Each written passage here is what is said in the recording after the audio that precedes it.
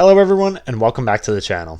Today I'm going to be doing an updated 2022 United States Senate prediction. I did one at the beginning of the month, but I think enough has changed that it warrants a new video in the middle of the month before my final prediction in November. Before I start, I'd like to say if you like my content, subscribe to the channel and turn on the notification bell. We actually hit 1,000 subscribers yesterday, which is a pretty big milestone, and I'd like to keep that momentum going. Also, leave a comment and a like. With that said, let's get into it. So I'm going to start with the solid Democrat states. So those are going to be Oregon, California, Hawaii, Illinois, Maryland, New York, Vermont, and Connecticut. And some polls have shown Connecticut to be close, but I still think it's going to be a double-digit margin.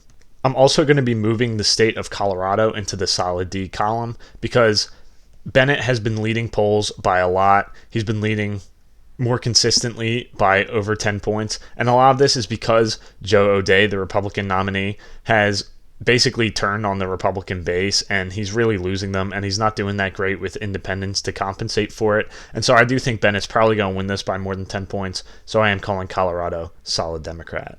Next, I'm going to fill in the solid Republican states, starting with Idaho, Utah, even though that could be likely. I don't think it's going to be. I think Mike Lee probably wins by at least 15. I think some people are really jumping the gun on Evan McMullen. I think Mike Lee's going to win pretty easily. But moving on from Utah, I'm going to fill in North Dakota, South Dakota, Kansas, both Oklahoma special and regularly scheduled election.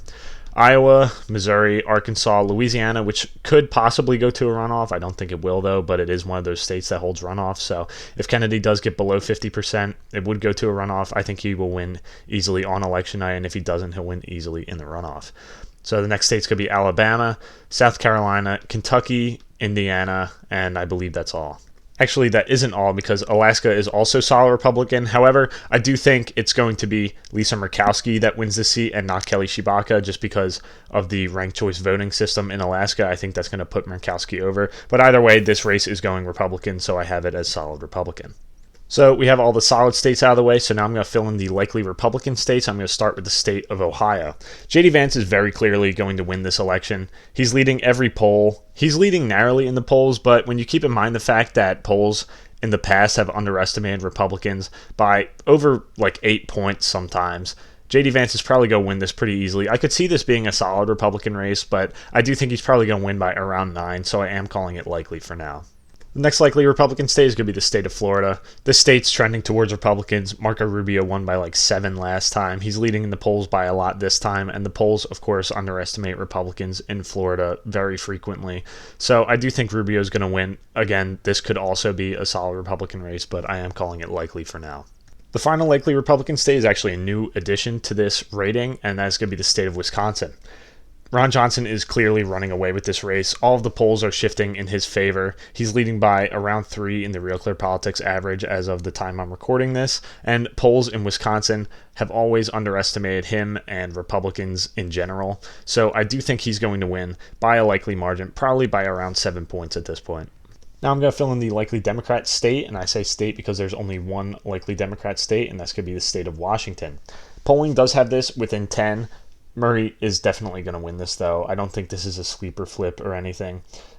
She's probably going to win by around 9, maybe a little less points, but I do think she's going to win, so I am calling this likely Democrat. I do think Tiffany Smiley's running a good campaign, and that's why this is pretty close, along with the national environment, which has been trending towards Republicans, especially in the last month or so. But I do think Murray is going to win by a pretty decent margin. So now we have the solid states filled in. We have the likely states filled in. Republicans are starting at 48 seats and Democrats are starting at 46 seats. So now I'm going to cover the toss-up states, starting with the state of Nevada. Not much has changed in the state of Nevada. Adam Laxalt's running a good campaign. He's leading in the polls narrowly right now. He's leading most polls. On the Real Clear Politics average, he's leading 4 out of the last 5 polls. So it is clear that he has the advantage here, I think. But there is a case of Republicans being underestimated or overestimated in Nevada pretty frequently. In 2020, the polls overestimated Joe Biden in Nevada, but in 2018 and 2016, Republicans were actually overestimated in Nevada. So because it's a midterm year and not a presidential year, it's possible it could happen again this year. I do think Adam Laxalt's a narrow favorite, though, so I am calling Nevada tilt Republican.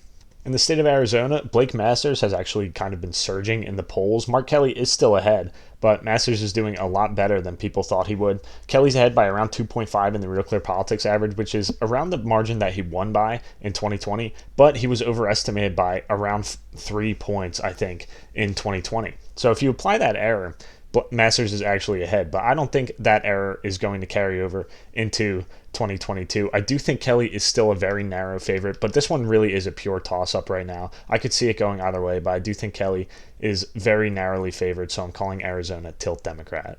Next up is the state of Georgia. I believe the state of Georgia is going to go to a runoff in the Senate election. So for that reason, I'm actually going to come back to it. I'm going to do something different. I'm going to cover what I think would happen in the runoff election after the general election. So I am going to come back to this one. So next up is North Carolina, and Bud is consistently leading polling here by a various margin. Some have him up by 1, some have him up by like 6 or 7. I think it's probably going to be around a 5-point margin of victory for Ted Budd, so I am calling North Carolina lean Republican. There hasn't been much out of this race recently.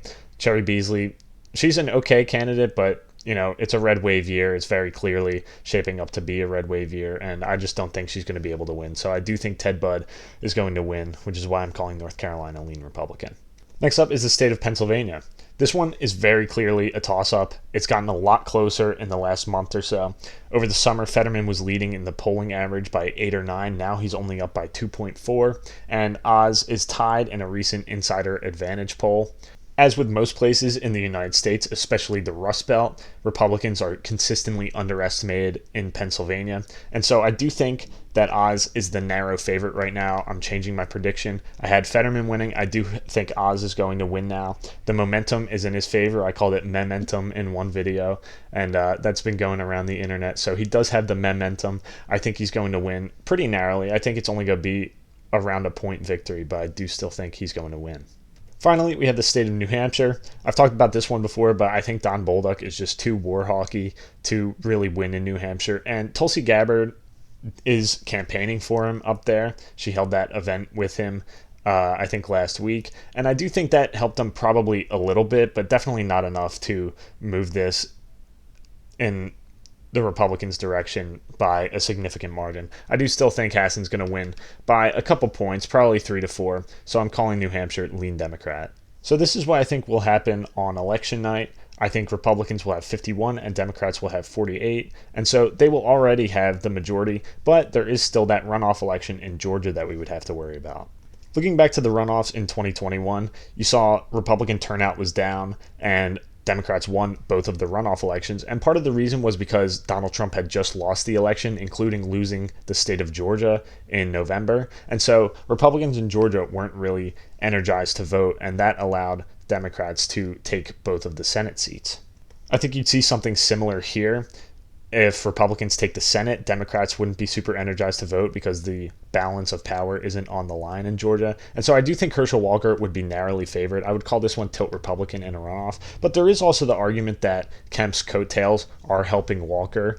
And I do think that if Kemp gets 56% or more of the vote, that Walker would probably be able to win without a runoff, but I don't think that's going to happen. So I do think it's going to go to a runoff, and in a runoff, he won't have Kemp's coattails to rely on. So there is the argument there that that could actually hurt him in a runoff, and I do think it depends on who has the majority after election night, but right now I think Republicans will have the majority even without Georgia, and so I think Georgia would probably go Republican in that scenario. With that, I have Republicans gaining back the Senate by holding all of the seats that they currently have and picking up Nevada and Georgia. There's 3 weeks to go, less than 3 weeks now before the election. So I'm not sure how much is going to change before then, but I am going to do a final prediction for both the governors and Senate races right before the election, probably November 6th and 7th, so stay tuned for that. If you enjoyed this video, make sure to like the video and subscribe to the channel to keep up with my predictions. Also, comment what you think about my predictions, what you agree with and what you disagree with, because I would love to hear it. Thank you all for watching, and have a great day.